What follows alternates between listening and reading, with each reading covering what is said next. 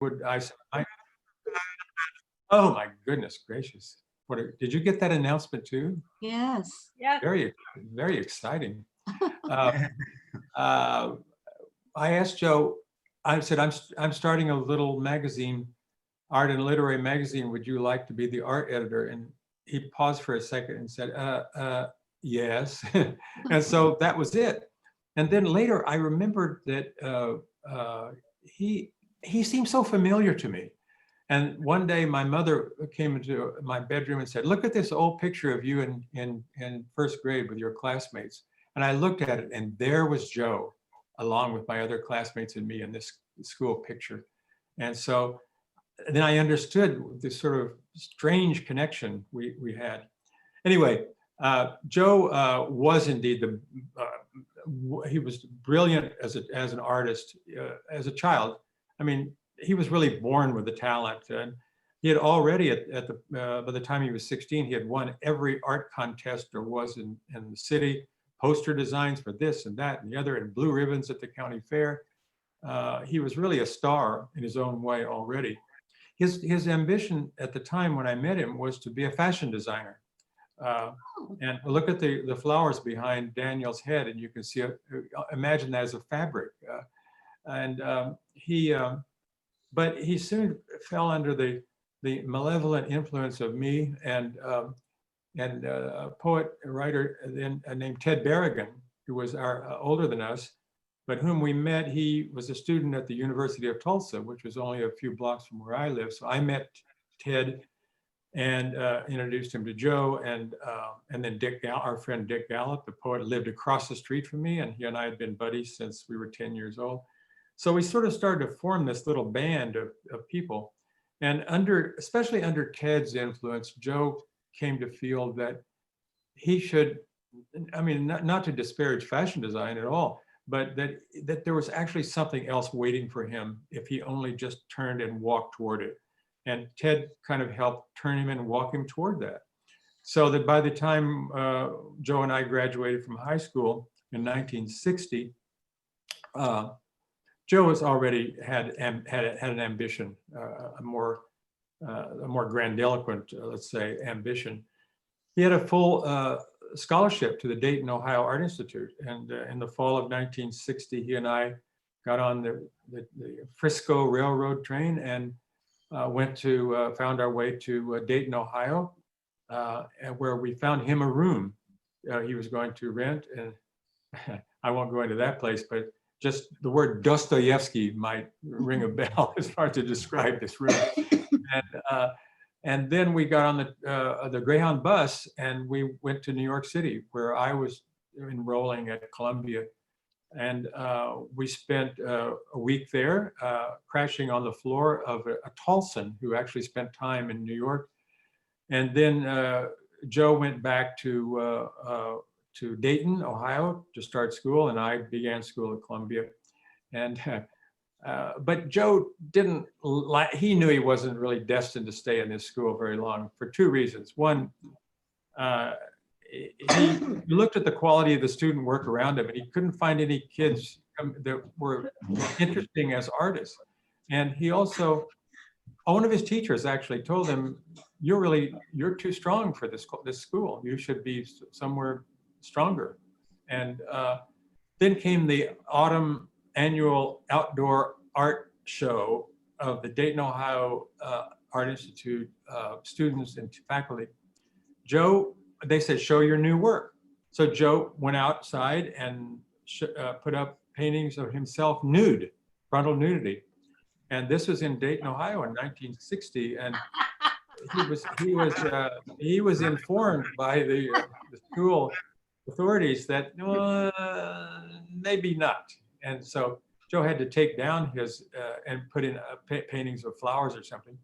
And but that really soured him on the whole situation. Also at Thanksgiving, he came back to New York and briefly stayed.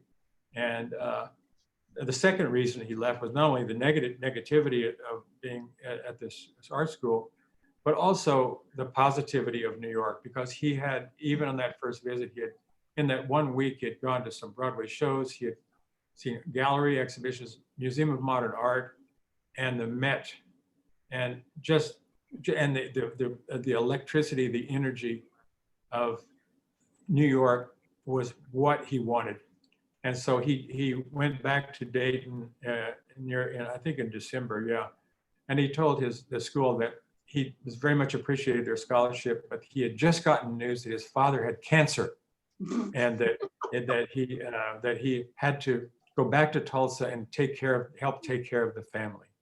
And they sympathized and let him go. But he told them this lie because, as he told me later, he didn't want to hurt their feelings.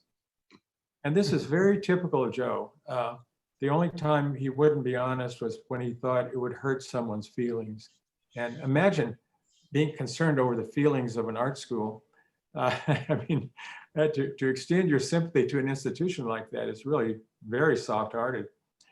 So he packed up his few things, came to New York, and found an apartment. I think he must have stayed with me in my dorm room the first few days, but he quickly found an apartment, a storefront on East 6th Street, just off Cooper Square, or we'd say between 2nd and 3rd Avenues. At the time, this was a seedy part of town. Just around the corner was the Bowery, where at that time it was populated by unfortunate people who had succumbed to alcoholism and despair and were lying in the streets and vomiting and things like that. It was not an attractive neighborhood, but the rent was cheap, and it was a storefront apartment. And he started trying to clean it up and get rid of some of the cockroaches. And as I recall, there was no hot water in this place either. Right around the turn of the year, Ted Berrigan showed up, and from Tulsa, because he had decided if we were leaving, he was leaving too. And he was pretty much finished his work on his master's thesis, and he could finish it up in New York if he wanted, anywhere in the world. So Ted showed up and started sharing the storefront apartment with Joe. The bed was it was a single bed. It was very narrow. And so Joe painted during the day and slept at night. And Ted slept during the day and wrote and walked around New York at night. So it was sort of like the old, without knowing it, they were replicating the Picasso and Marc Jacob arrangement in Paris at the beginning of the century. So Joe had no money, so he sort of had to scrounge. And the first few years in New York were financially very difficult for him. He had to sell blood. He sold his own blood to raise money occasionally. He got little jobs here and there, like doing sign painting. And then finally he hung out in an antique store, or a junk shop really, down the street, so much that the woman hired him to work there. So Joe, as he took this job and in there alone, and as he says, I think, and I remember that he sold, while she was out of the shop, he would sell things that were a lot cheaper than they were supposed to, because he wanted people to have these things, and he was nice. Anyway, I'd better accelerate Joe's narrative here. I'm tempted to dwell on these early times because there were a period in which only I and Dick Gallup and my wife Pat, who was also from Tulsa and had known me and Joe when we were in high school there, and we were friends. There are very few of us left who actually were there when all this was happening, those early years in the 1960s. And so it's tempting to sort of dwell on them more because Joe was a completely unknown artist, and he didn't have a wide circle of friends yet.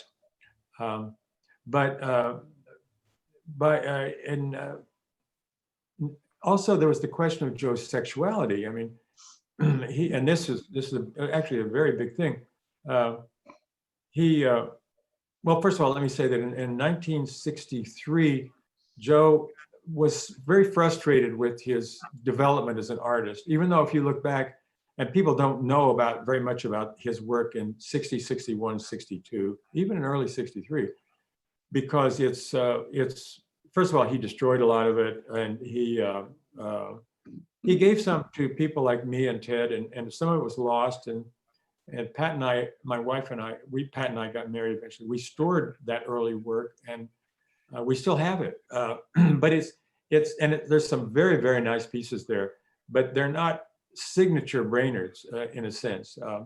And so when Joe later got known as an artist, the art world's impression of Joe really begins with his first one-person show.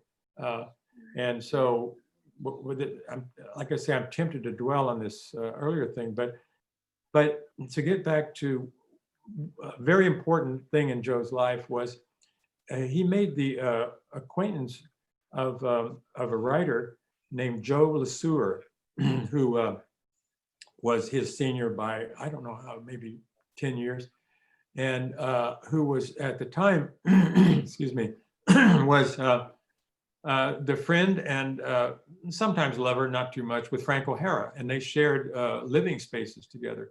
And it was through Joe Lesueur. Joe Lesueur was somebody that some people didn't like. They thought he was too snotty and snippy and everything. I thought he was charming, and because he was always nice to me, let's say, and he was very nice to Joe also. And Joe Lesueur made it possible for Joe to realize his sexuality, the fact that he was gay, and because up until then things had been kind of ambiguous, and Joe just sort of suddenly was gay, and it was very easy for him. He didn't seem to bring any baggage with him about it, or any resentment, or any chip on his shoulder, or anxiety, or anything. There he was, and of course he was in New York in a milieu where everyone accepted that, and I didn't really. I and Pat and Ted and everything. I mean, we didn't care what Joe was, because whether he was gay or straight or whatever, because he was Joe, and so that was the thing that made us love him, that he was Joe, and so he felt comfortable immediately with his sexuality, and it kind of, and through Joe Lesueur and through Frank O'Hara, he had met Larry Rivers, who put Joe in a group show called Artist Select, and it was where a famous artist picks an unknown artist, and the two of them are in the show. It is a group show, and that was a big thing for Joe because he really admired Larry's work, and that was his kind of introduction into the bigger New York City art world. And from there, he met tons of people who adored him because he was so likable and so nice to be around.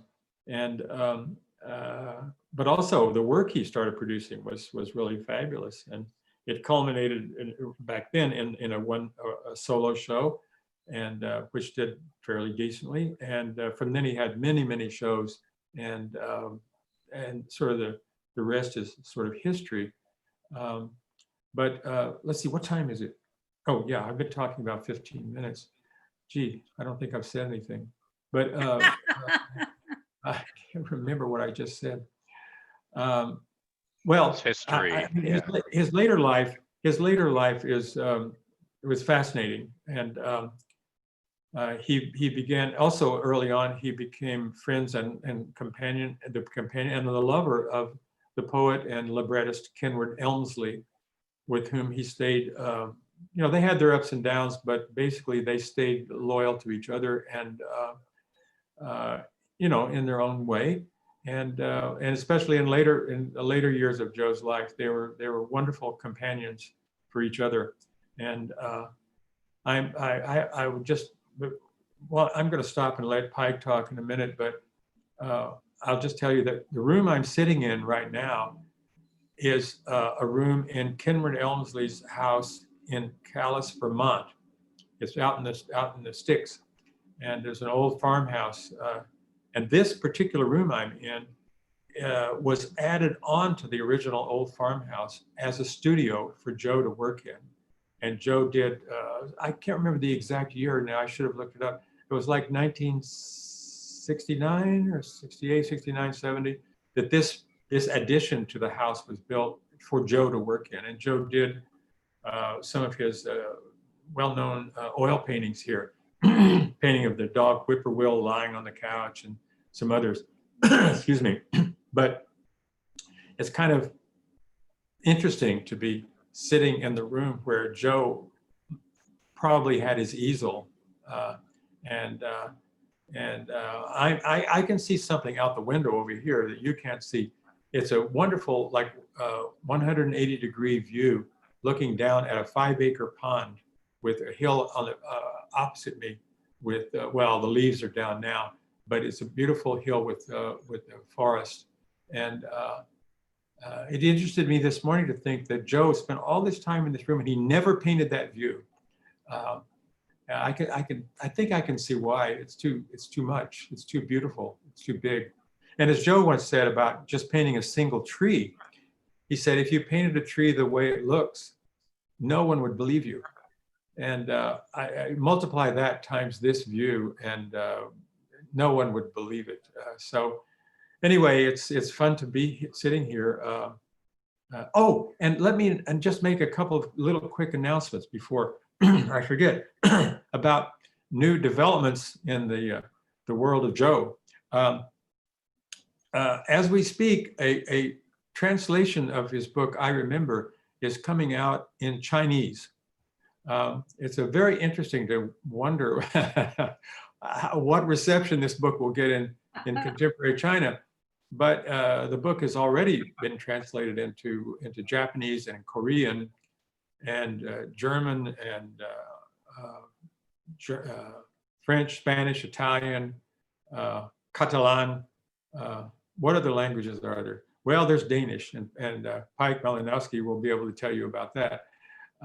But that's wonderful to think of it in China. I mean, it's a weird idea, but I mean, the scale of things there is so huge. I mean, he might end up with, I mean, easily 20 million readers. I mean, you never know over there. But some other developments, there's a new publisher in New York City, a small independent publisher called American Art Catalogs.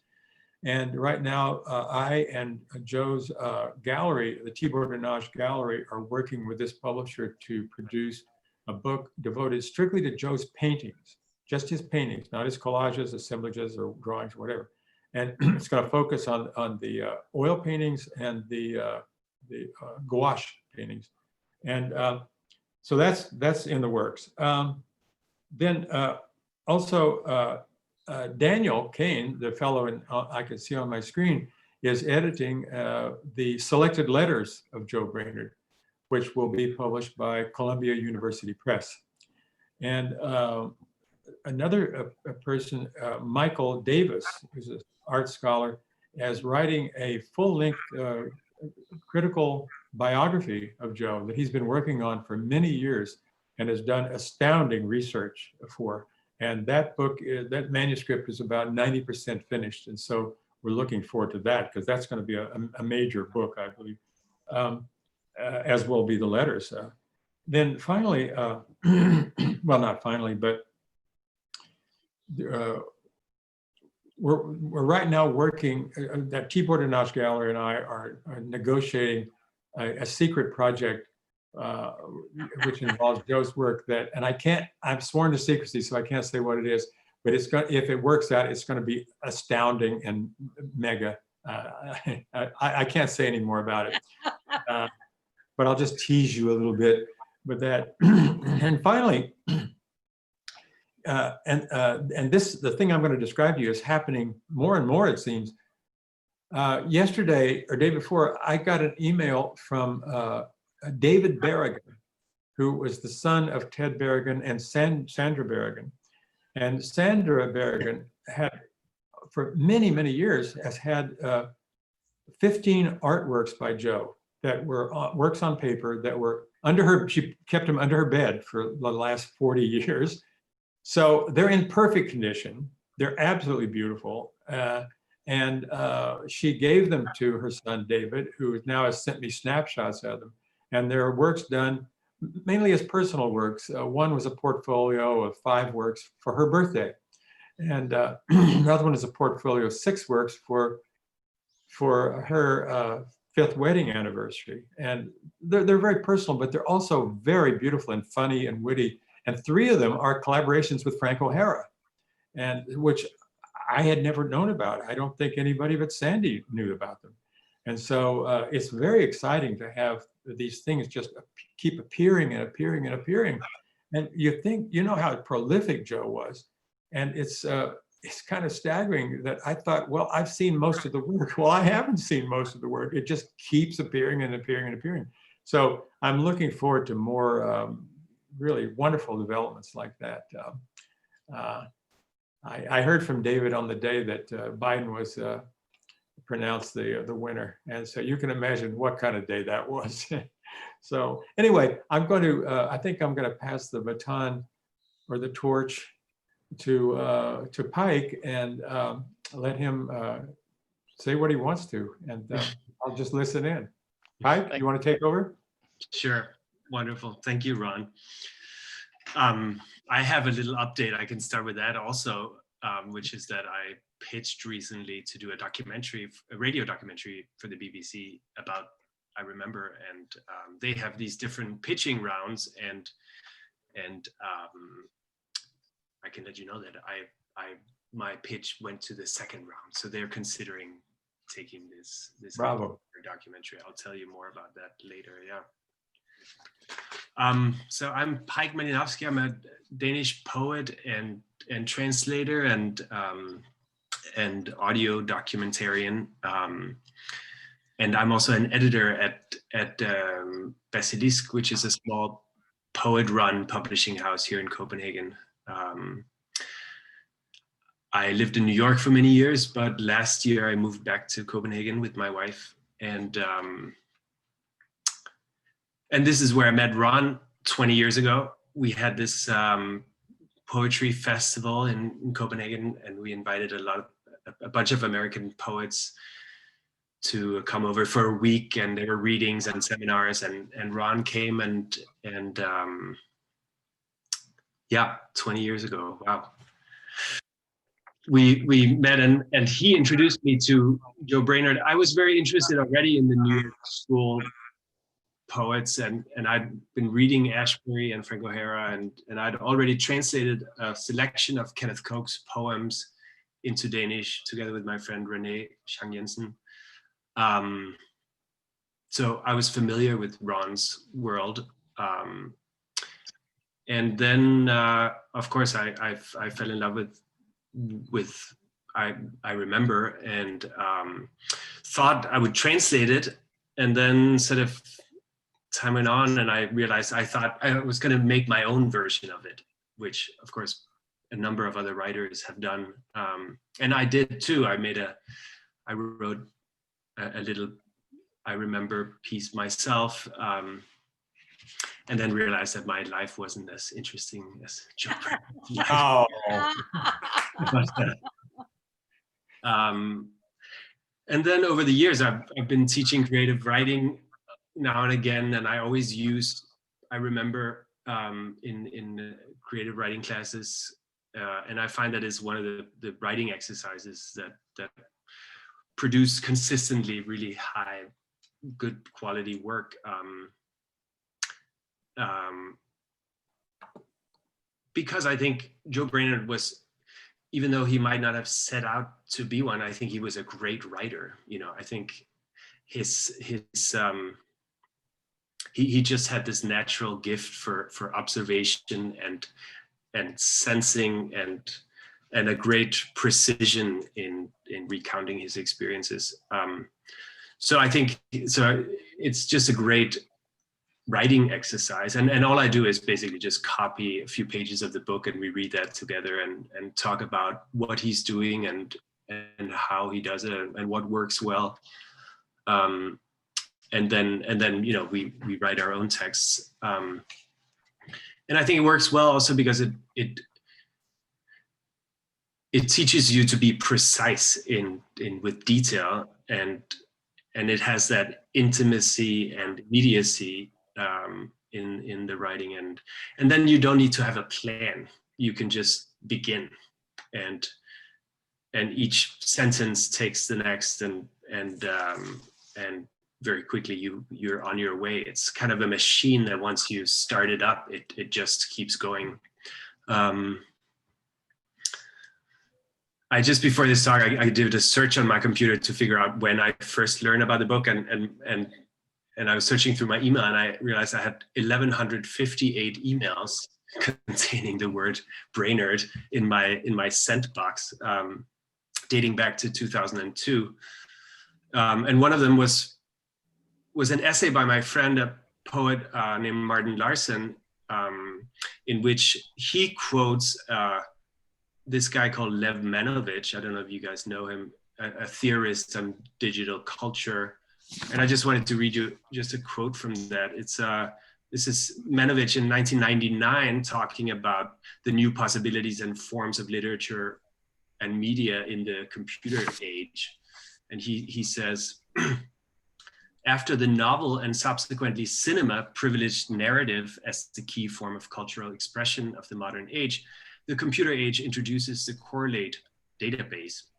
Many new media objects do not tell stories. They don't have beginning or end. In fact, they don't have any development thematically, formally, or otherwise, which would organize their elements into a sequence. Instead, they are collections of individual items where every item has the same significance as any other. So he wrote this in 1998, and Brainard, of course, wrote, I remember, in the 70s, and I feel like, was so ahead of his time in a way. And I can't think of another book that has meant so much to me, really, and that I've given it to give as gifts to people over the years again and again. And so a few years ago, my friend and colleague, the poet Pelle Sisko, and I decided to translate the book into Danish finally. And I was living in New York at the time. He was living in Denmark, so we did most of it over Skype, and sort of divided the text up and did each our part, and then would come together and edit each other's sentences and just have a lot of fun recounting our own childhoods to each other as we worked through the translation. And then eventually we had a wonderful meeting with Ron at his favorite Ukrainian restaurant in the East Village, where we went over some of the questions we had about the 1950s cultural references, which of course Ron was able to answer very precisely because he knows everybody and everything that happens in that book so well. So I was going to talk a little bit about the challenges of translating. I guess the main one was to preserve the kind of colloquial language of Joe's text while remaining,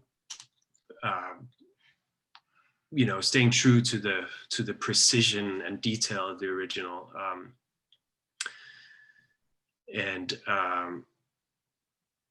So like a sentence like, I remember wondering why, if Jesus could cure sick people, why he didn't cure all sick people, which is a very simple, straightforward sentence, but was quite hard to translate actually, or like with many of these sentences, I had to go through a number of different versions before it felt right.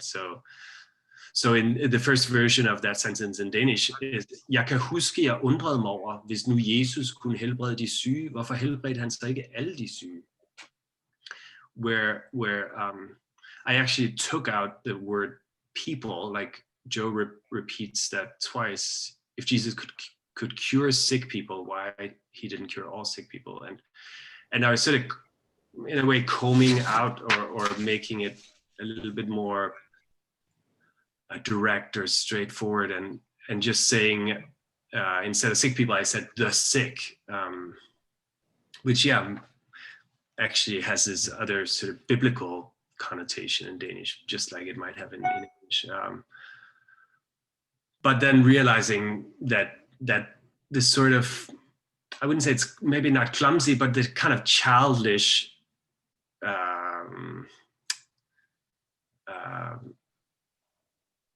feeling that is in the original sentence, with the repetition of both why and people,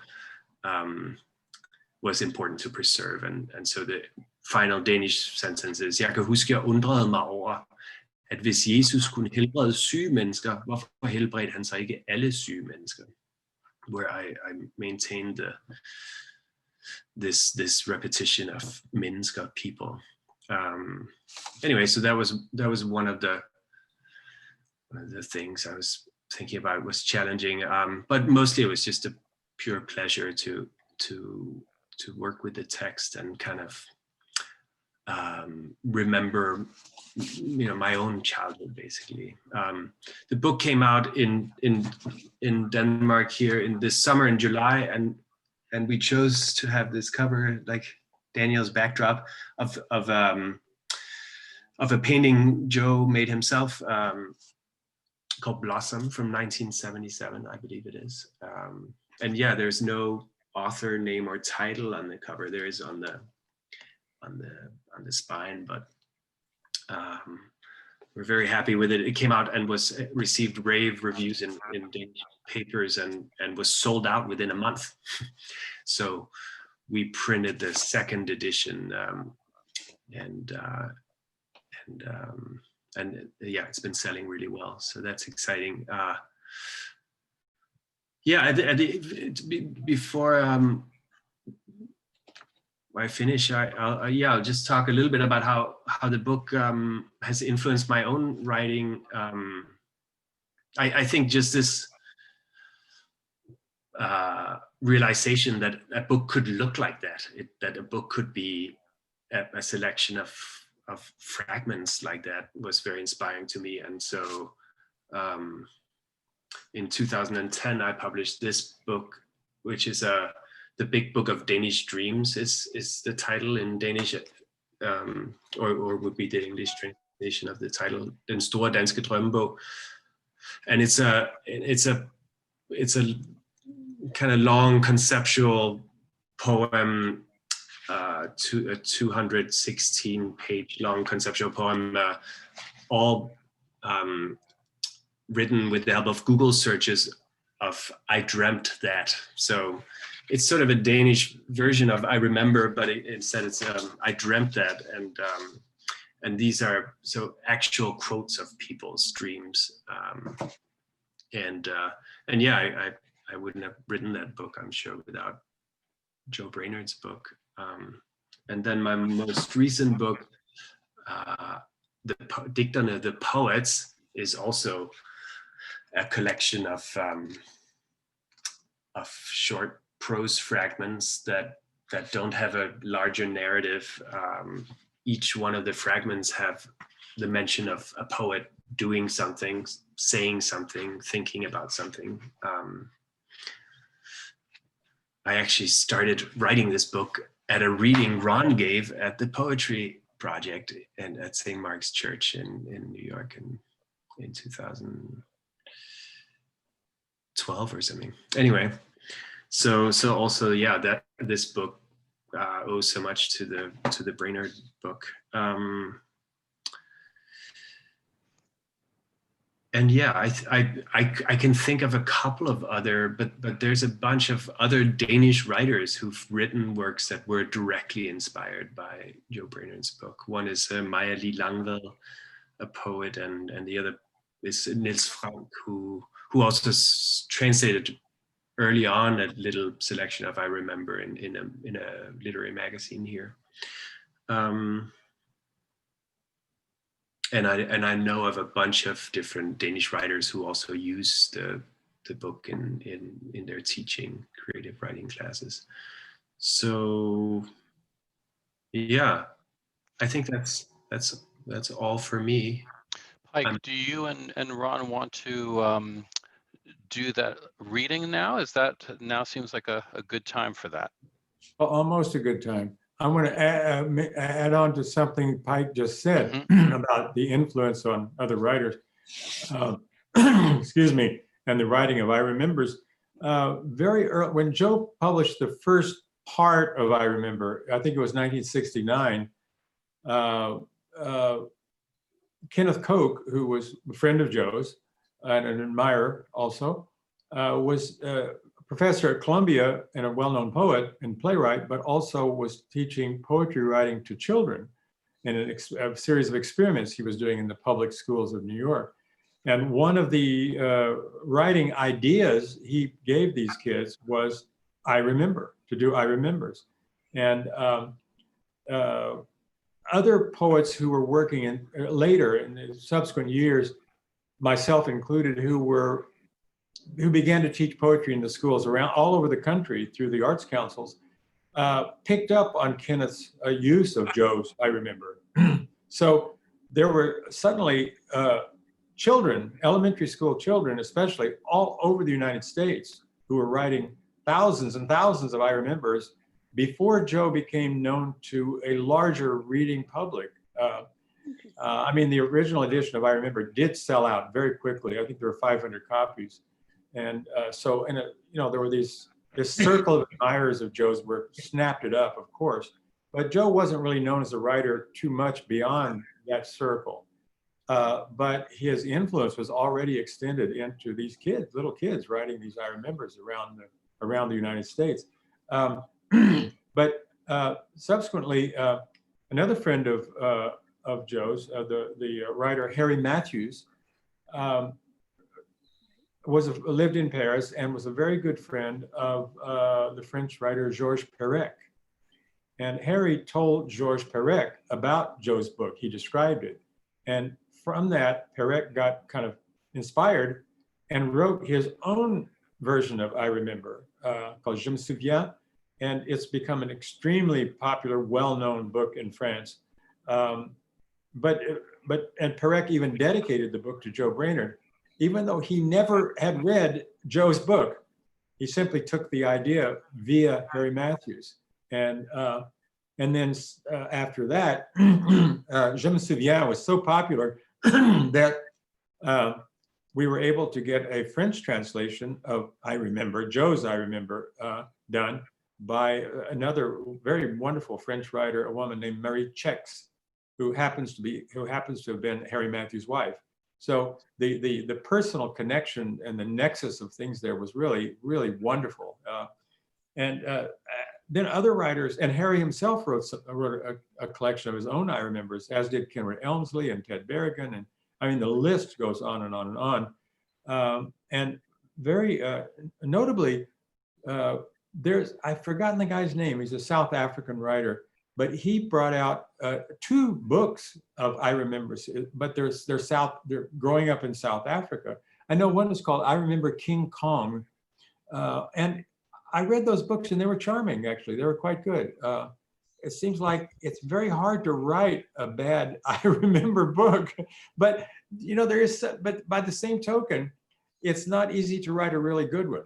And there's the specialness of Joe is something that makes his book, to my mind, one of a kind, even though it's in so many ways so similar to all the others that have been written. But to me, I have a different view. But anyway, I want to mention these other spreadings out. And by the way, the little edition, excuse me, the book has gone through, first of all, Joe wrote it in installments, kind of. And they were all, the first 3 were I Remember More, and More, I Remember More, all published by a small press in New York called Angel Hair Books, run by the poets Ann Waldman and Louis Warsh. And those, as I said, all sold out. And subsequently, when I and Ann Waldman and a friend of ours named Joan Simon, an editor and writer, started a small press of our own called Full Court Press. We got Joe to let us put all 3 of those initial volumes together And Joe did a little rewriting for that, and it was the cumulative, sort of definitive version of I Remember. It's basically the one that we have now. After that book went through 2 printings, and then when the press closed down, there was a period of time in which the book wasn't available. But when Joe died in 1994, Paul Auster, the writer who had never met Joe, but was a huge fan of I Remember, came to me and said, this book has to be back in print. And so he went to his editor at Penguin and presented her with the idea, and it resulted in another edition of I Remember from Penguin Books. Oh, I didn't know that. Sorry. Cool. Yeah. And then years went by, and that book went out of print. And I can't remember how we came up with the idea of doing the Granary Press edition, the small one that is readily available now. But Steve Clay, the director of Granary Books, was very enthusiastic about doing it. And so we did a modest print run of, I think, 1,500 copies, because we thought, well, the market's saturated, there are no new readers. And it's over the course of a year, it's sold out. So we printed another one. I don't know how many printings we've done now, upping them to like 2,000, 2,500, so that every 2 years, this book is reprinted. And it just has legs. It doesn't stop selling. And it's quite amazing, actually. And then ultimately, I was talking with Jeffrey O'Brien, who was formerly the chief editor at Library of America. And, you know, they produced Melville and et cetera. I mean, huge Steinbeck and all that, you know, great classics of American literature. Jeffrey said, how about all these little other writings of Joe Brainard's that have never been republished? They're only in fugitive small press pamphlets and things. And I said, that would be wonderful. And he said, why don't we add I Remember to it and just do a big, big, big book? I was absolutely stunned, because the Library of America had never done such a project so out there, so of its own kind. It didn't kind of fit into this sort of the very sober and wonderful, majestic library they had created. But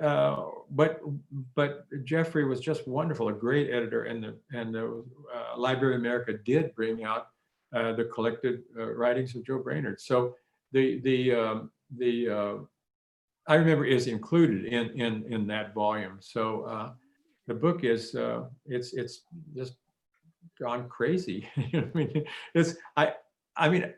I think Joe would be really shocked. I really do. I think he would be really shocked to see how famous he has become, and how many people love his work.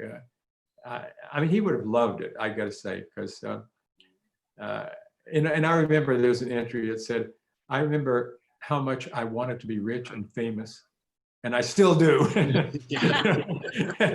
So, although the rich part, you know, Joe made some money and stuff, and he just gave it away. He gave it away to poor friends and to.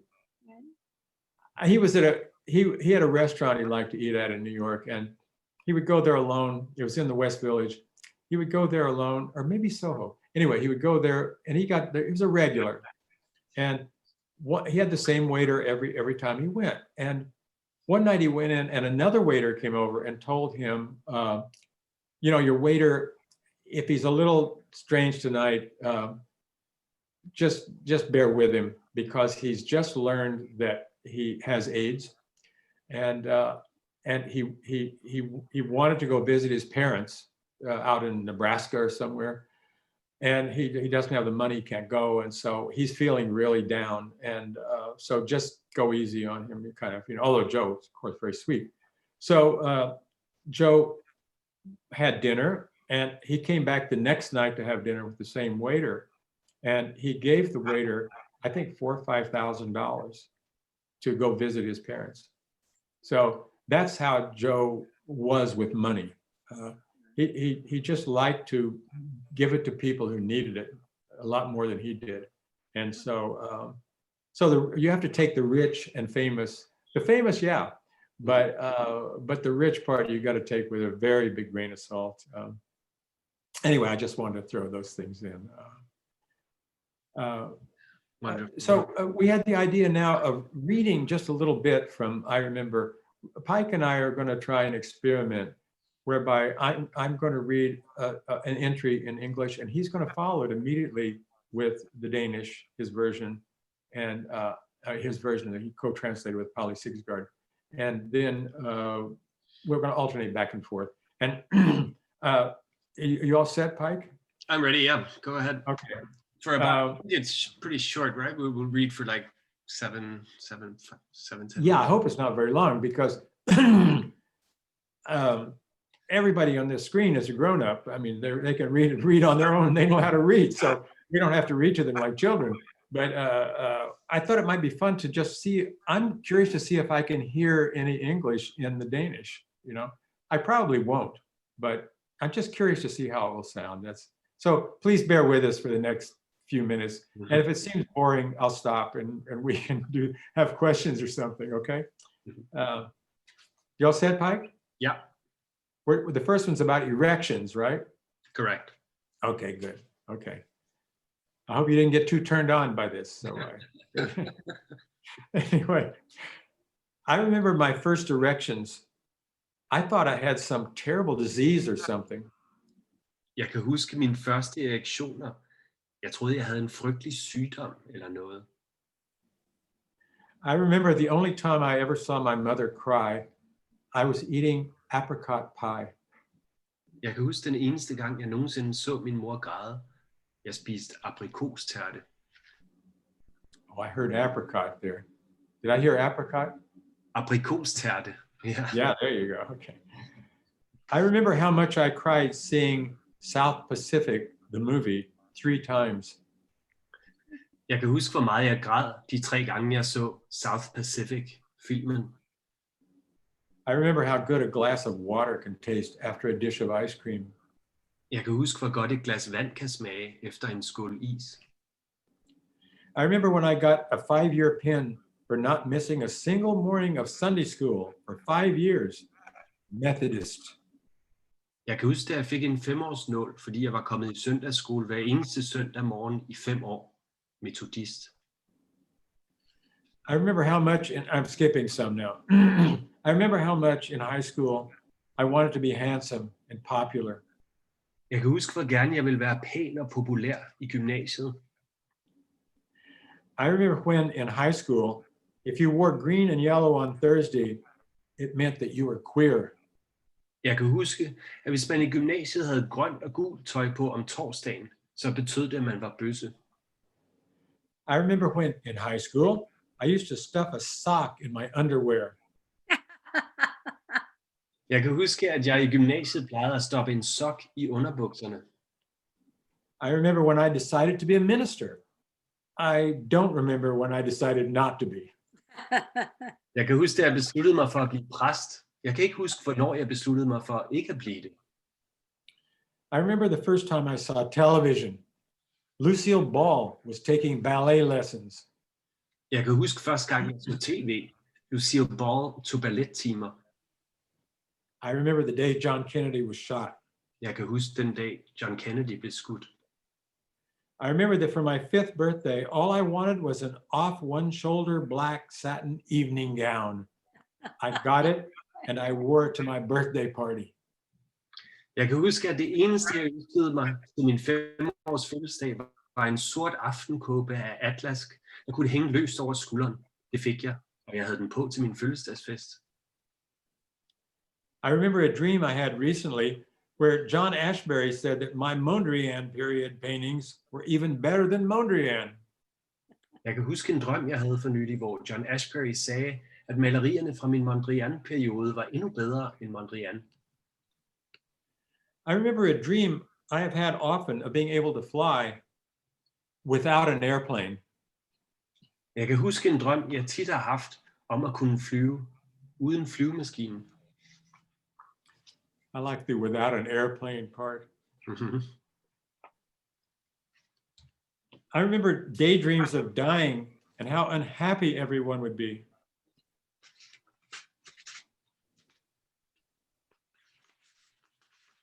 Ron. Pejk, did you just die? If so, we're going to be very unhappy. Sorry, I was. That's all right. I had another part marked up. Hold on one second. Okay. Jeg kan huske dagdrømme om at dø, og hvor kede af det alle ville blive. I remember daydreams of committing suicide and of the letter I would leave behind. Jeg kan huske dagdrømme om at begå selvmord, og om det brev, jeg ville efterlade. I remember daydreams of being a dancer and being able to leap higher than anyone thought was humanly possible. Jeg kan huske dagdrømme om at være danser, og kunne springe højere end nogen troede var menneskeligt muligt. I remember daydreams of being a singer, all alone on a big stage with no scenery, just one spotlight on me, singing my heart out and moving my audience to total tears of love and affection. Jeg kan huske dagdrømme om at være en sanger helt alene på en kæmpe scene uden dekoration, bare et spotlight på mig, mens jeg sang af et godt hjerte, og mit publikum blev totalt rørt til tårer og hengivenhed. I remember not understanding why people on the other side of the world didn't fall off. Jeg kan huske, at jeg ikke kunne forstå, hvorfor mennesker på den anden side af jorden ikke faldt af. I remember wondering why, if Jesus could cure sick people, why he didn't cure all sick people. Jeg kan huske, at jeg undrede mig over, at hvis Jesus kunne helbrede syge mennesker, hvorfor helbredte han så ikke alle syge mennesker? I remember wondering why God didn't use his powers more to end wars and stop polio and stuff like that.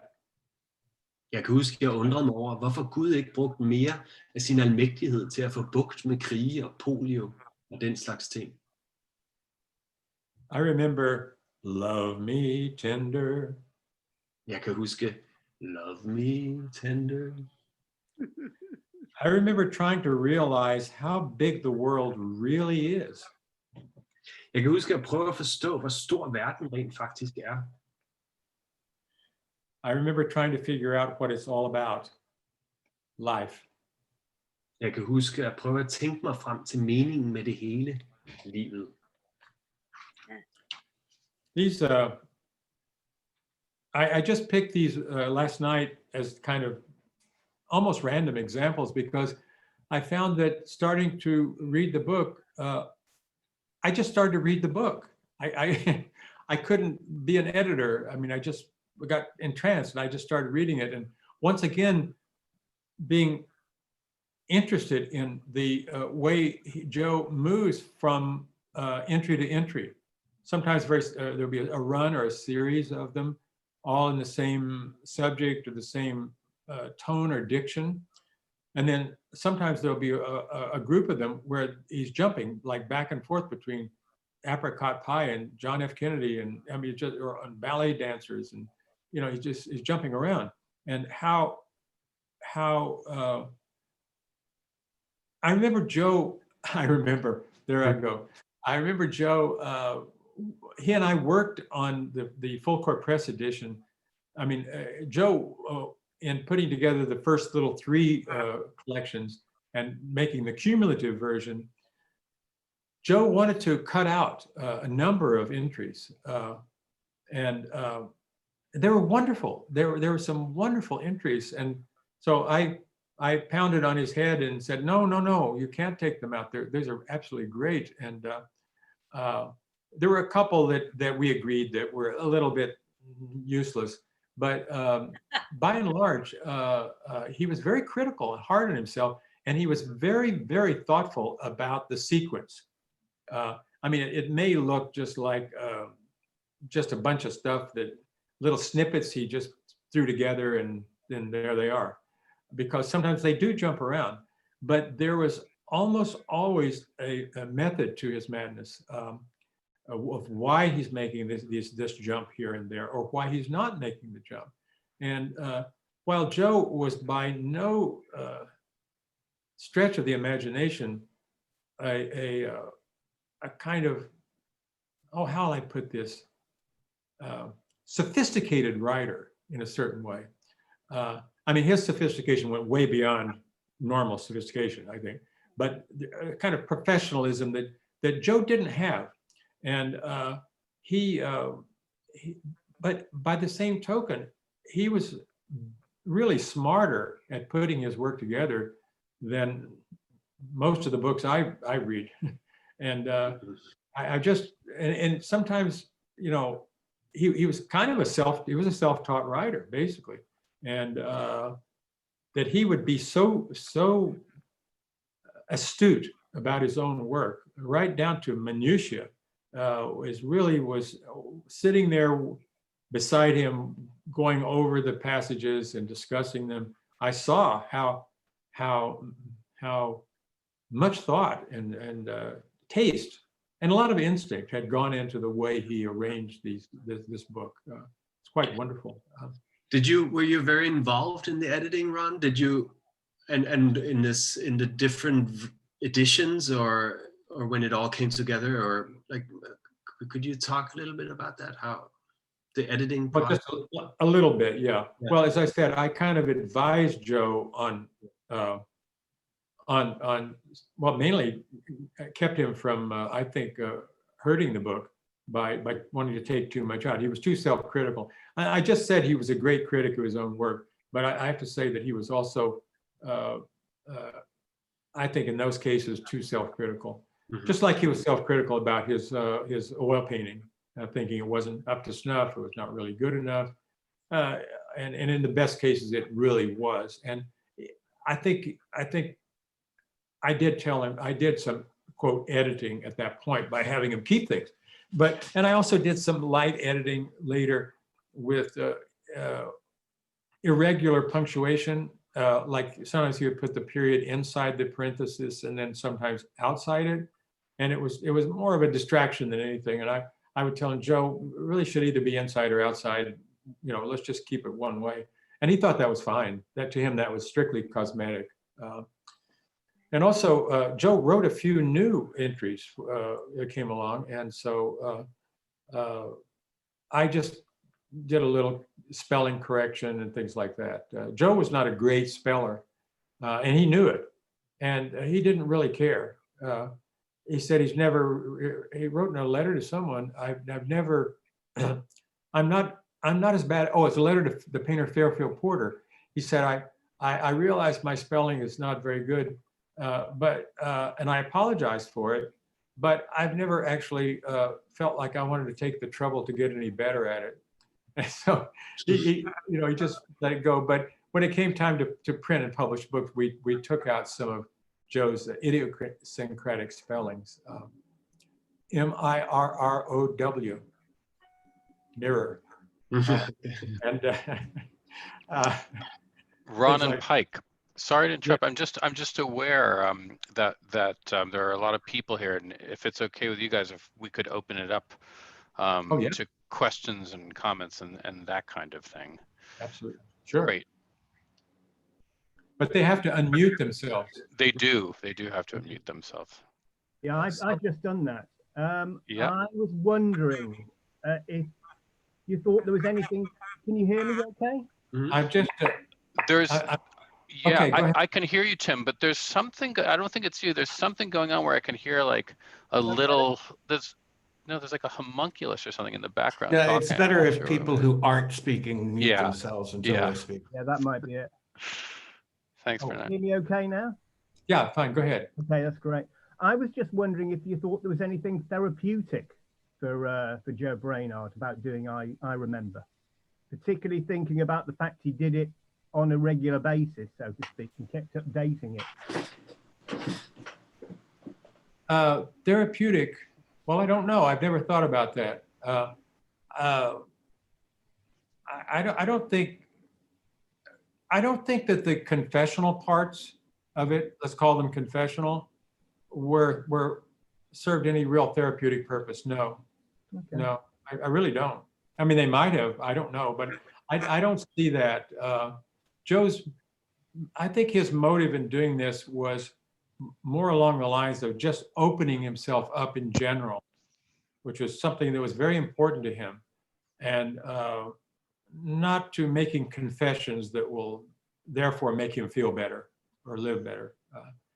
I mean, he began it certainly without any therapeutic ambition. He was sitting out in the, if you could go through the wall behind me, there's a lawn, a small lawn out there, and that's where he was out sunbathing, and he didn't have anything to do, but he had a yellow legal size pad and a pen, and he just started writing down things he remembered. And it wasn't, I think he was looking for kind of an interesting new project to work on as a writer, and maybe his painting wasn't going that well, and sometimes he would write instead. And then he showed the work to friends, myself and James Schuyler, and we urged him to keep going. This is great, and so he did. But I don't think therapeutic is kind of the right word. It might be for some people, certainly, but I think he just enjoyed watching his mind go from thing to thing. I guess I was thinking about the thing John Wiener said about try to write down the most embarrassing thing you can think of. And I think there's sort of some elements of that in elements of I Remember. Yeah. Oh, yeah. And that's why it connects with people, because it's admitting to things where you think, God, I did that, but I'd never admit that. Yeah. You know, the sticking the socks down. Totally, I think that's true. Yeah, it definitely gives people permission. I think that's why it's such a popular exercise for creative writing classes also. And I have a poet friend who's been using it actually in teaching creative writing in a mental institution, and so actually gathered those texts in a book publication also. But yeah, I think it can definitely be used in a therapeutic setting, just because of that exactly you're mentioning, the permission it gives to just talk about cringeworthy, embarrassing things. Yes, let me just briefly add something there. Kenneth Koch also did writing classes, let's call it, or sessions with people in nursing homes, permanent residents of nursing homes.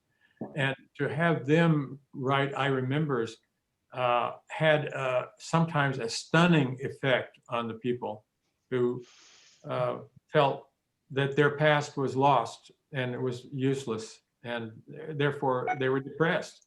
And it had a really enlivening effect on a lot of those people. Thanks, Ron. I see Martin has raised his hand and Jared has raised his hand. And if people know how to do that, I've never figured out how to raise my hand, but maybe Martin, when you ask your question, you can tell us how you do it. Yeah, you need to go to the participants part. Participants, and then there is like this icon of a hand. There is an icon underneath of a hand. Huh, okay. Can you see it? Yes. Actually, no, I don't. I just wanted to. But go ahead anyway, because yeah. So Martin, Jared, Christina, Bernard, Eugene, in that order. Sorry, I hope that's not too overwhelming for Ron and Pejk, but please go ahead. Yeah. I just wanted to say thanks to Pejk and Ron, and just add something, because in 2018 and 19 I was working in the Kings County Hospital. I was working as an artist in residence as a visual artist, but I came to, at one day, the Amber came to me and I started to work with it with patients and therapists. And we have constantly the conversation, like they always try to say that it was very therapeutic. And I would always claim that for me, that was not the most important, because I was like trying to go for an art project. I was trying to bring some images to the group so we could talk about them. And in that sense, it worked very well, because like it allowed everyone to open in a very simple way, because any other exercise would be too complex. But they insisted that it was very therapeutic. So in the hospital, they always considered that this, to write I Remembers, but also to listen to I Remembers from others would be therapeutic, because they said that it brought into language things that sometimes were difficult to say in other way.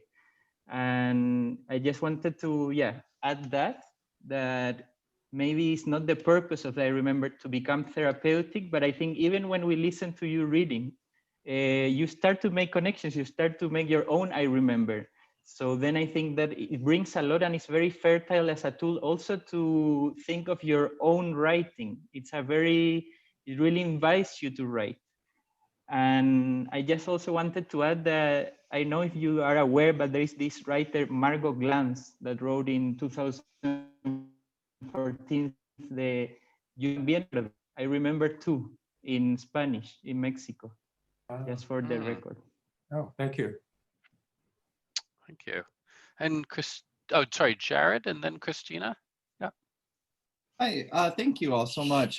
This is such a treat, and greetings from Chicago, Illinois. Yeah, I've been writing about Brainard's diaries, the diary 1969 and 1969 continued, and I remember it resonates a lot with this sort of public-facing sort of confessional style, but still not being fully, you know, kind of in the confessional is kind of a dirty word in poetry, right? But so I was just wondering if you could speak to, you know, Brainard writes about like how he's writing these diaries basically to read them at St. Mark's, and I'm wondering, you know, why Brainard is so interested in sort of transforming the private kind of genre into public-facing materials. I remember even being an example of all these very, very private moments getting transformed and transmogrified into these very public-facing concepts. And thank you. It's a real treat to see you around. I've been a fan of your work for a long time, so thank you.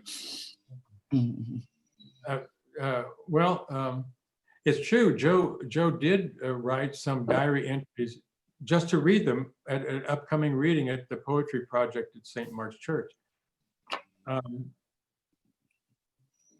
But to try to answer your question, I think Joe, without maybe being conscious of it, was in the process of stripping away the layers of his personality or his character or his psyche that he had received from society. That is to say, how you should behave, how you should think, and who you should be. And Joe was, I think, privately, really privately, was very curious to know exactly what was going on with Joe Brainard. And that he could do that only if he stripped away these layers of received thought and behavior. And one of the ways to do that was to make expositions of oneself public that ordinarily one wouldn't. And that would free him of this any shame, embarrassment, or fear of censure. You know, it was, you go back to, well, you're so young, but if you could go back to 1969, you would understand immediately how this was very much in the air. It wasn't just something Joe was doing. People were doing things that even that then and maybe even now are considered outrageous in terms of theater and art and literature and dance and everything, especially in big cities like New York, where there were some very out there people doing very out there things. And in that context, Joe did not particularly stand out as being particularly outrageous. I mean, there were other people doing things which were actually, I mean, I'm a pretty liberal person, but I had to kind of swallow hard sometimes when I witnessed some of the art events or read some poems or heard poems that I'm like, whoa, really? Oh. Anyway, I mean, is that some kind of an answer for you? I'm sorry, Yeah, Jared. absolutely. No, that's fantastic. Yeah, it's just, there's something, you know, you're saying there's all these kind of outrageous arts going on at the time, and there's just I've been just poring over these diaries because there's just something so kind of quotidian and mundane about them, but they're also just super funny because he's like, oh, you know, shit, I gotta read at St. Mark's in a couple of days, I need some material. And then it's just kind of the sort of meta commentary of him just like writing for kind of for writing's sake, but also just just seems so publicly forward all the time. It just fascinates me. But I had a thought to add, Jared. Sorry, Ron, did you want to? Oh, great. No, please, Pejk. please. I'm not sure. I'm not sure about this, but I also feel like, and I dramatized actually for the radio for this WNYC show many years ago, a part of his diary entry, and my sense of the diary writing is that it's more sort of observational than it's confessional, or like there are these moments where he sits down on the lawn outside the house behind you, Ron, and he just like, it's sort of conceptual. He just creates this little moment where he decides to do this, and he's observing himself also, like you're talking about, Ron, like he's observing. They're like little Zen Buddhist exercises almost. I feel like, you know, of self-observation and his surroundings, and just like listening to the bees in the grass and the birds and observing his thoughts, you know. So they are, of course, you know, very private in a way, but not sort of confessional, and they don't seem like real diaries in that way either, like writing about what's worrying him, or, you know, they're more sort of these paintings or tableaus, or, you know, closer to painting in a way. I think, I don't know, it's been a while since I read those, but Well, and those pieces you're talking about, he sat down with usually a pentel and a pad, and just said to himself, well, what? You know, I mean, what am I, you know, what is there to say? What, and well, I'm sitting in a chair and I'm looking at this and I'm doing that. He didn't have an agenda when he started, other than to sit down and be open to whatever came. And then he went from there. And like the Ted Berrigan, like A Train Ride also, I'm thinking about that book. Is that? Yeah, but yeah. Well, that's, yeah. A wonderful book, by the way. Yeah. Thank you. We've got a line of people here, and it's so great that there are all these wonderful questions being posed. Thank you, Jared, for that. We've got Christina, Bernard, Michael, Eugene, and Peter. So if that's okay, if we could remember that order, that would be great. And I just wanted also to remind people of this wonderful moment from a letter that Joe wrote to his editors at Angel Hair. I'm way up these days over a piece I'm still writing called I Remember. I feel very much like God writing the Bible. I mean, I feel I'm not really writing it, but that it is because of me that it is being written. I also feel that it is about everybody else as much as it is about me, and that pleases me. So Christina, if you could please go ahead. Thanks. Hi, everybody. I'm Christina Gallup. I'm actually Dick Gallup's daughter. And so I've known Ron for my whole life. And I remember Joan and Peter. Hi, nice to see you. Joan, you look fabulous. I really enjoyed this. And thank you for kind of the trip down memory lane for things that happened while I was too small to know what was going on. But I did want to share a little bit of the artwork that I have in my house that has been passed down to me. This is one of my favorite pieces of art of all time. I've always loved this since it's been on my family's wall since I can remember. And it's the reason that they are my favorite. Pansies are my favorite flower. So Joe is just an integral part of me and my family. And this is, Ron sent this to me. This is Joe's picture, painting. I think it's a painting over a photograph of my dad, Dick Gallup. So he's now here a little bit because his photo is here. And I'm sure he would have really loved this. My dad is living in San Francisco. He has pretty bad emphysema, but he's hanging in there. And I don't know, I just had a wonderful childhood. And if I could do one, I remember that came up while I was listening to all of this, it would be, I remember going to the readings at St. Mark's Church, and I remember falling asleep on the big pile of coats in the back of the room. Many people fell asleep during those readings. But it was great. I remember they were big, huge events. It was a big place, and there was just so much energy and love in those rooms. It was a wonderful place to be a kid. So thank you very much. I really enjoyed today. And I'm actually a professor in earth and environmental science, and I have to now get ready to teach a class on past climate change. So Thank you so much, Christina. Thank you so much. And I hope you guys all have a good day. I better Thank go. you, Christina, so much. Thank you. And thanks for Bye-bye. showing us those Bye, lovely Joan. images. Right. Yeah. Thank you. Bye, Joan. Bye, Peter. Bye, So nice Peter. to see you. Bye. Bye, Ron. Thanks again for the invitation. By the way, let me throw in that Ted Bergen wrote a piece called "Living with Chris."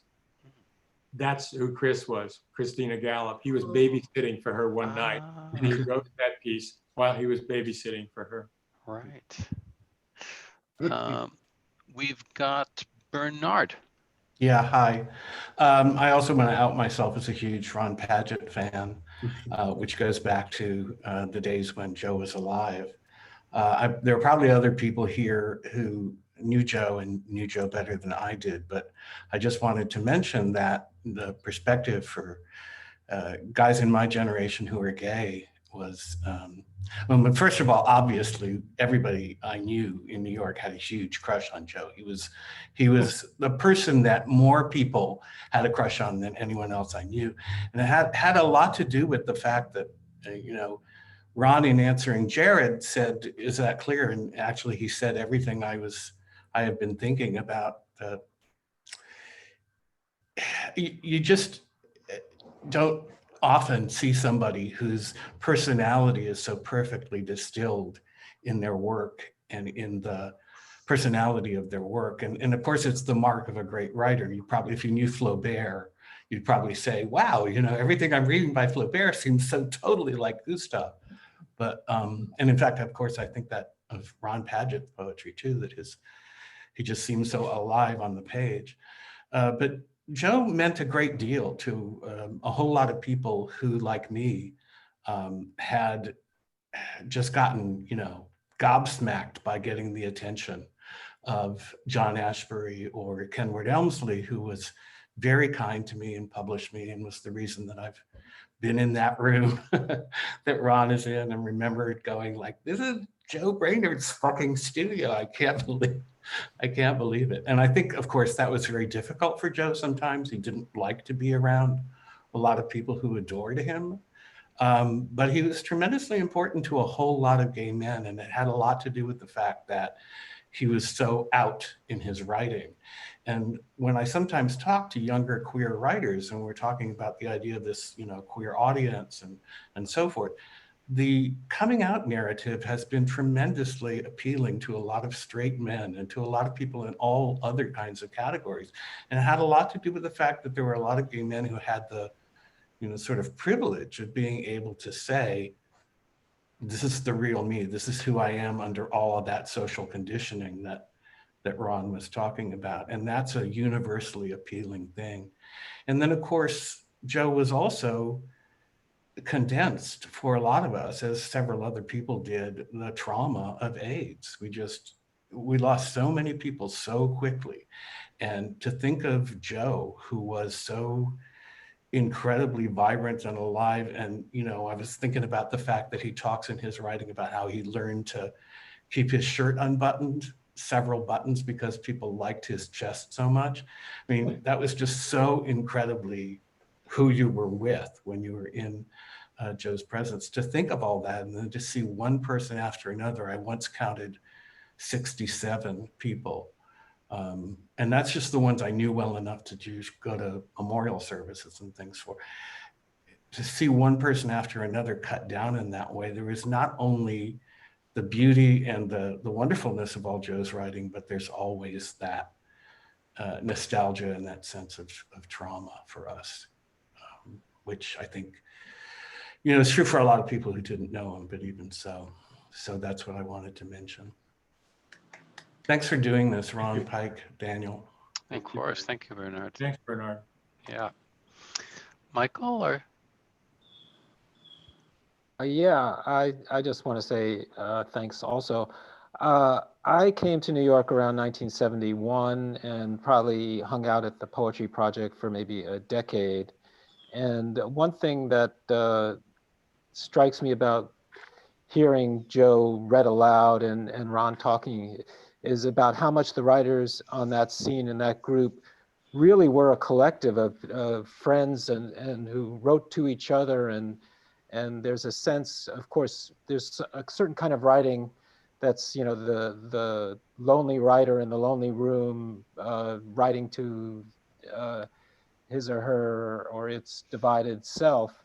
And that's there, I guess, in all of us. But what really strikes me is, and Jared's remarks about reading the diaries, is how much people performed for each other, wrote for each other, were in multiple dialogues with each other, and that was true, of course. I think, you know, Frank O'Hara, I guess, was one of the people who initiated that kind of way of writing, but it was really there in everyone, and it was an amazing thing to behold and participate in those days when everybody was there in the East Village in downtown New York. And of course, it had a wider network than that. But anyway, that's all I wanted to say. And thanks for doing it. It's great to kind of be reminded. Of course, for me, it's a little bit of a trip down memory lane and kind of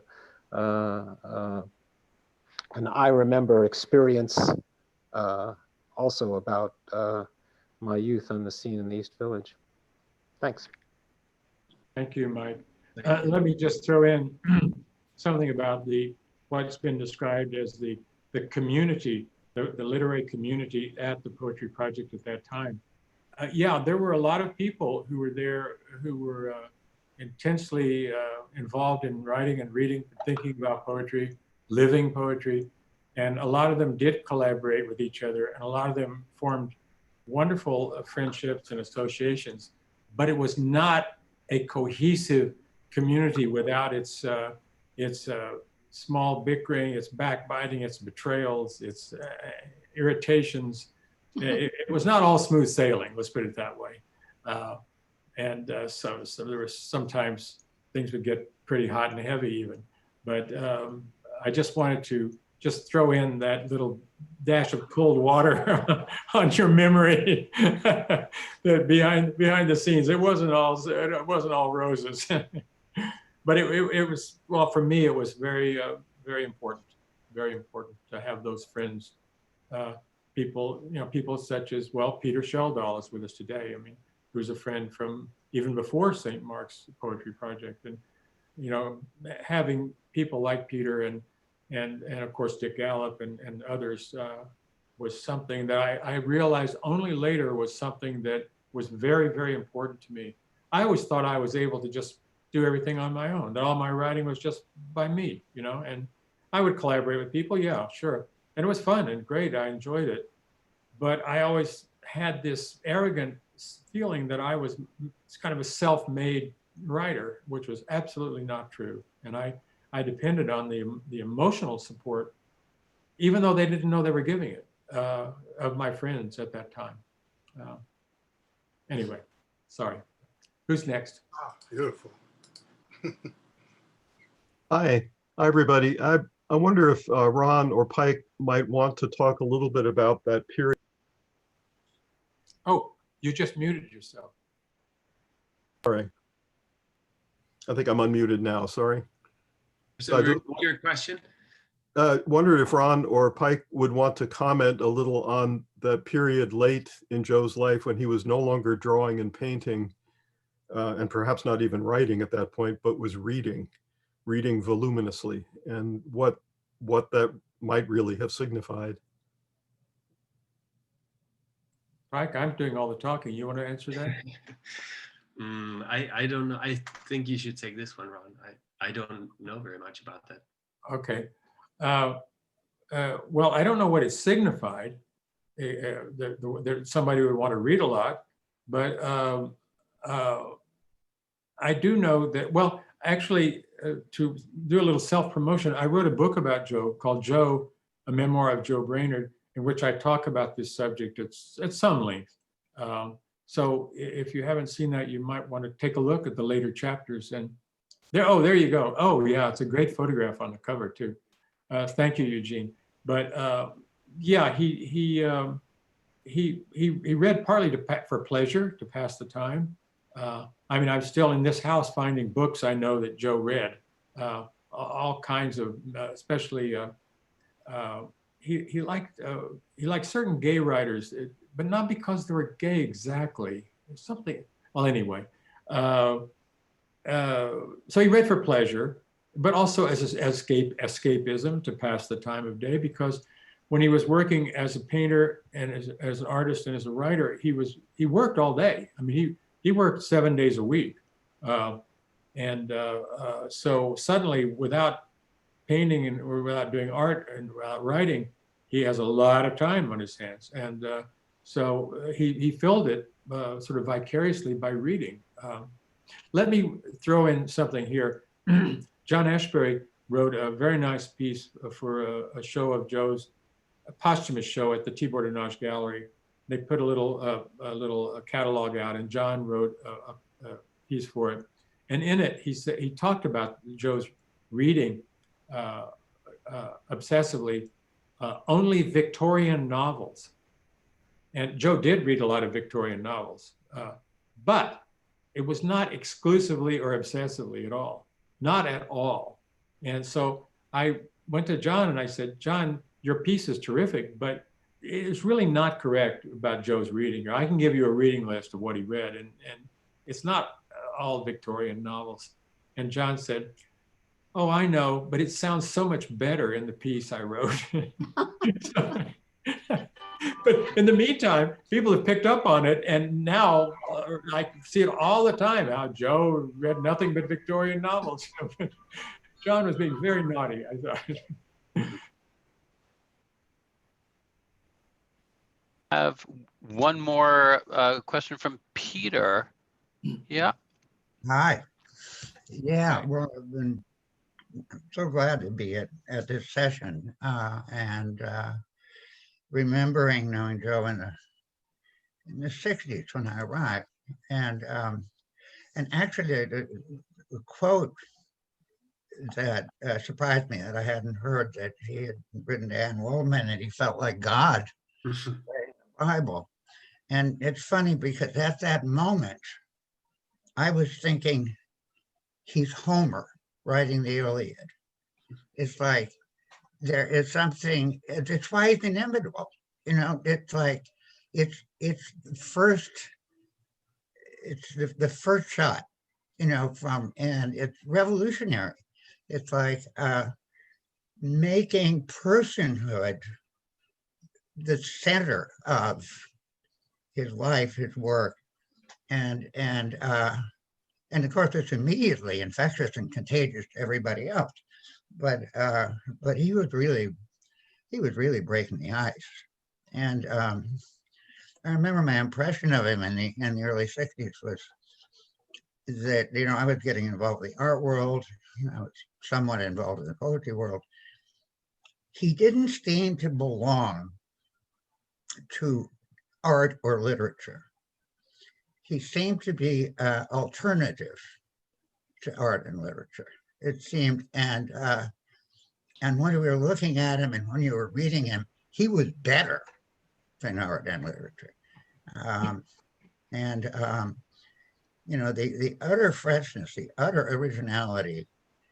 But, you know, I mean, there's this very mild and modest tone of voice, but it's like every one of those lines is like a flame, you know, it's, there's something, you know, about it. And, you know, the modesty and intensity are a very rare combination. And it's like, and when you hear it, it's infectious and you think, I can do that. Well, you can sound like that, but you can't do that. It took Joe to do it. Oh, that's wonderful, Peter. Thanks, Peter. Yeah. Wow. Wow. We were all in the same room so we could applaud loudly and embrace each other and have a drink and all that kind of stuff. It's so frustrating. But thank you, Ron, and thank you, Pejk, for such a wonderful event. I wonder, we're supposed to end in 7 minutes. So if anyone else wants to do a last minute kind of question, do feel welcome to raise one of those hands. give you guys a minute or so to think about that. Let me say something in response to what Peter said, Mm. which Peter, I thought was wonderful, by the way, and smart. The part about the intensity and the modesty being a rare combination, that is a true hallmark of Joe's character. His modesty, but his willingness to examine himself and find himself falling short here and there, but at the same time, especially in the first 40 years of his life, this incredible belief in himself. I mean, deep down below that modesty, self-effacement, there's an incredible fundamental belief in himself. And it comes through, I think, when you read his letters, which we'll be able to do after Daniel brings out his selected letters. I think that strain, that dual strain that Peter talked about is going to be more apparent there. Anyway, I just wanted to throw that in. Yeah. Okay. Can you talk a little please? bit about, Sorry, go ahead. Can you tell us a little bit about the letters and your work with those and what's happening? Well, there's not much to say right now. It's just getting started, and Ron has very generously sent me hundreds of wonderful letters that Joe Brainard had written to figures including Fairfield Porter, Bill Berkson, and I've got a bunch of letters from Ann Waldman and Louis Warsh as they were editing the I Remember series that Ron was referring to earlier. So just beginning and just trying to figure out what kind of story I'll be able to tell through these letters. But yeah, no, I'm incredibly excited and feel really, as corny as it sounds, really, really privileged to be able to do something like this. Of course, I look forward to the end of the plague so I can start doing things like go to San Diego, where so much of Joe's wonderful work, including, of course, his diaries, letters, etc., are held. But yeah, I mean, what I'm getting from the letter so far, again, is that sense that Peter and Ron are talking about this kind of both end scenario of someone who is absolutely sure that they have something to say that perhaps hasn't been said in quite the same way before, combined with this kind of radical, this sounds maybe silly, but a kind of radical pleasantness, just what was it, Ron, that John Ashby said in that catalog, is something about Joe is a very nice painter, something about the word nice, right? He said he's the nicest, that's it. Nicest person and the nicest artist. Yeah. That's it. Yeah. So getting a sense of that character coming through the letters is a joy. Yeah. So I look forward to getting that together. And especially thanks to Ron having access to Joe's letters to his patron Sue Schempf. Am I pronouncing her last name correctly? I believe so. Yeah. It's a kind of portrait of the artist as a young man stuff, which I think is going to be delightful. And it also details his move to New York City, which is just great as he's beginning to find his feet. I think it's going to be a really exciting book. Yeah. It's interesting how many people did keep his letters too, because they were wonderful. Yeah. Not only what they said, but the way he wrote in his handwriting, his printing script is so distinctive and so characteristic. And sometimes he'd add drawings, and they're beautiful little objects to have. They are, yeah. Well, that's one of the things I was emphasizing when I was trying to convince Columbia University Press to publish. I was like, we have to include images of the letters themselves because they're so poppy and fun and just really just deeply, deeply attractive. Sorry, Nick, you're saying something there? Nick Sturm. Sorry, I'm still getting used. Sorry, Nick. I'm still getting used to this whole Zoom thing. Although I'm very proud of myself having figured out to putting up that little image. Yeah, behind me. That was awesome. Yeah, I was just telling you that we have some great. We have a great letter from Joe Brainard to Ted Berrigan here at Emory that I'd be happy to share with you. An early illustrated, long letter from when Joe was living in Boston, I think in '63. It's really wonderful. Oh, great, cool. Yeah, I mean, if anyone, by the way, has letters that haven't been archived, obviously, I mean, I'm sorry, I don't mean to hustle here, but I'd love to see them. So And Rosa, you had a question about the name of Brainard's biographer. Ron, could you remind us who that is? Yes, his name is Michael Davis. Davis, yeah. Brilliant. Thank you so much. And this was wonderful. This was such a great event. Good, good. Thank you, Rosa. And Rosa, you're working on this stuff too, aren't you? Brainard and the New York School. And not Brainard so much as the women of the New York School, the kind of overlooked members often. It was great to hear about Anne Waldman, and yeah, I've just finished a PhD thesis on the women of the New York School, from kind of Barbara Guest and Bunny Lang all the way to Eileen Miles. So great. You know, I know this, right? Yeah, you're going to be my external examiner. Yeah. I look forward to speaking to you in about a month. Me too. It'll be great. It'll be great, definitely. Any final words, expressions of delight, thanks, etc.? Yeah. Well, by the way, I'll just jump in. Yeah. I've been hogging the show all these last 2 hours. I may as well continue. I just want to thank everyone. It's actually been a really, really nice experience for me. Yeah. I was a little apprehensive about it this morning, and it's I don't know why, because anything I've ever been involved with around Joe generates good feelings, and this is another one. And thank you, everyone, and thank you, Daniel, for setting it up, and Pejk, thank you for not only doing this but all the work you do. You're something else. Pleasure. On that note, Pejk, any final words before we bid adieu? I really enjoyed it. Thanks for setting it up, Daniel, and thanks to everyone who came. And yeah, so great to hear. And I wrote down a few of your names for my BBC documentary. Good. So I might be in touch. Yeah. And Pejk, it was lovely to hear your back and forth in Danish and English, and it made me think collaboration is now taking place at the level of translation too, which is a great thing. But thank you. I mean, what can I say? I'm just going to repeat everything that Ron and Pejk. This was amazing, and thank you all for coming. And I hope we all get to see each other in real life sooner or later. Thanks. Thank you. Bye, bye, everybody. Thank you. Bye for now. Daniel, thanks, Ron and Pejk, if you want. Yeah, of course, Nick. Yeah, good to see your face too. Same. Ron and Pejk, if you want to stick around, just a sort of debrief afterwards. Bye, Peter. Thank you. Bye. Bye, Rosa. Look forward to talking to you in a month. Yeah, good. Thank you. Thank you all. Yeah. Bye, Andrew. Bye, everybody. See you, Tim. Good to see you again. Bye, Ron. Bye, John. Everyone. Bye, Peter, if he's not gone. Oh, lovely. A lot of people. Yeah. Do you want to debrief now, Daniel, or do you want to do a second call? We could debrief later. We're just waiting for just a couple more people to disappear, I guess. Okay. No, just to really, what can I say? Just thank you. That was great. Really, really loved it.